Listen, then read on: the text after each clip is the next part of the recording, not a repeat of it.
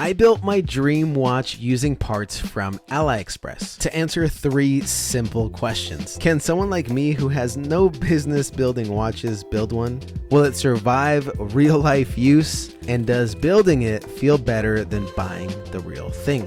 Whoa, stop! Whoa, that's my Drakkar Noir. No, this is Rite Aid Night Sweat. No, it is a perfect smell-alike. I'm not paying for the label. And we don't pay for labels on this channel, so let me tell you how I got into wanting to get this watch. Now, one day, my wife and I were hiking all over Switzerland, which sounds amazing until you realize it's just a lot of heavy breathing and uphill walking. And for some reason, everything is ridiculously expensive. Now, I don't like buying souvenirs, not the magnets, not the keychains. I like to buy something useful. And I wanted something that I could wear to work, to the gym, while working on my truck, questioning my life decisions. So naturally, in Switzerland, I thought, why not buy a Swiss watch? And Switzerland laughed at me and slapped me across the face and made me cry. And that's where the Rolex Explorer 2 comes in. This watch was built for cave exploration. That sounds awesome. Now, I don't explore caves. I'm an IT guy who works in an office, but I like the idea of exploring caves. The only thing I explore nowadays is why my Land Cruiser is leaking some new fluid every week. Rev up your engine! What I like about this watch is that it has an additional 24-hour hand. And this means something to me because I want it to be useful, a tool. And I often work after hours, and my brain absolutely refuses to remember military time. And this makes it really easy. I also like to travel, so this helps with keeping up with 2 time zones. What Rolex does really well is that they don't actually sell watches, they sell a feeling, an emotion, an achievement. And for the most part, if you ask anyone who owns a Rolex, they see it more as a milestone in their life, a business that they built, a family heirloom. Some type of achievement is attached to this reward. And I was determined to have that same feeling of achievement in my own way. Not by buying one, but by building one. And now the question is, can I actually build a watch with no experience? And will it actually survive real life use because I spent way too much money on this build and there's no going back now and mama didn't raise no quitter? So let's get right into the build. First, I laid out all the parts because I like to see and visualize exactly how everything was going to be laid out. I chose a GMT movement, which has an additional 24-hour hand, which will go really nicely with this Explorer style watch face. And this just all snaps right into place. Next thing I did was removed the crown. I pressed down the small latch that holds the stem in place, and I gently pulled it out so I could prep the case. Before installing anything permanently, I had to size up the stem. I got a fresh stem, threaded the crown, fed the stem and crown back in through the case into the movement, and I measured it against the case using a small measuring tool. Once I had that measured, I removed the stem,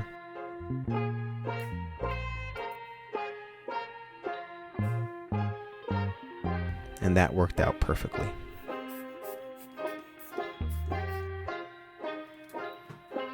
With that sorted out, I placed the movement and the dial into the case and test fit everything. I reinserted the stem by pressing down the latch again, screwed in the crown, and confirmed everything worked. Once I knew it was good, I pulled it back out so I could install the hands.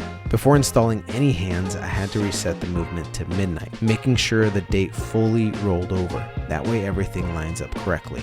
I started with the 24-hour hand, gently placing it and pressing it into position. Then I moved on to the hour hand, tested again,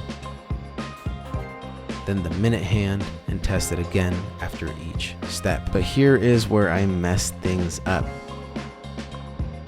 My finger gets in the way of the hand movement. If you notice, it doesn't turn over at midnight when it should. It's completely off, therefore causing everything to go out of alignment, and now I have to start over. Since I don't have the proper hand removal tools, I found a sharp blade and carefully removed the hands. And I reset everything back to midnight. Now again.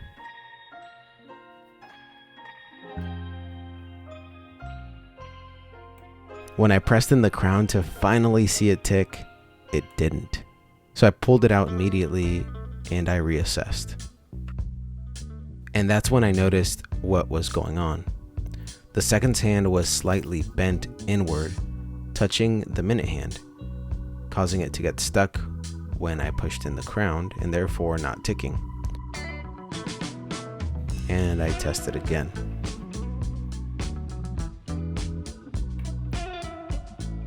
Once everything was working exactly how it should, it was finally time to case it up for good. But when it was time to remove the stem, I couldn't find the release latch anymore. The movement is the most expensive part, and if I can't get it to work, then this entire build goes out the window. I pulled out some sharp tweezers and I was able to locate the latch.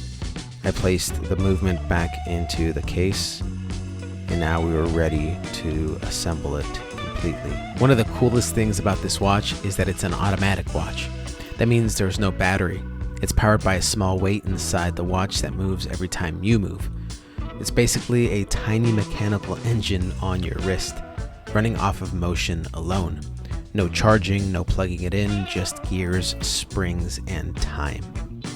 The last step was the strap. Unfortunately, the original strap got lost during shipping, but thankfully, one of my other watch straps fits perfectly fine, so I threw it on, and honestly, it looks fantastic. I also bought this nice green strap, which I think looks awesome. It makes it look like a field watch, like an everyday watch. And I love the fact that I built this myself. And now it was time for everyday use. I wore this thing literally everywhere, and I was the happiest man alive. I was so proud of it. I was even telling people without them even asking that I built it myself. There was just a feeling of accomplishment. But on day 3, my entire life with this watch changed. I pulled out my boots to get dressed for work, and there it was, lying on the tile floor, completely damaged. I was disappointed. I couldn't believe what had just happened, a rookie mistake, and now it was broken. The crystal completely shattered. I'd like to believe that a Rolex wouldn't have shattered, but there's no way of knowing.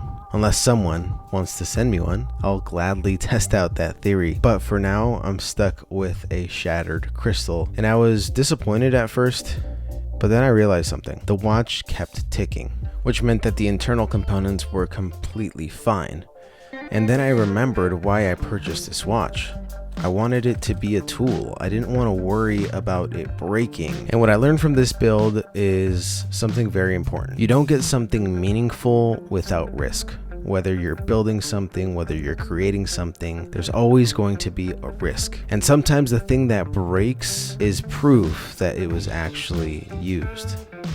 And now the final question. Does building one feel like buying the real thing? Well, that's a question for each of you to answer. I think personally for me, creating something and learning something along the way, exploring my curiosity, all that is what makes life so much more fun. And honestly, when I finished the build, I was happy. I was proud. I couldn't stop staring at it on my way to work, on my wrist. So what I learned is it doesn't really matter what is on the label. What matters is whether you like it or not. And I personally really liked this watch. That's why I'm buying a replacement glass so I could fix it. Thank you guys so much for watching this video. I really appreciate you stopping by. If you're new to me or new to the channel, I just like to do things that spark my curiosity. So hopefully you're into that kind of stuff. And if you're not, thank you for stopping by anyways. You guys have a good one.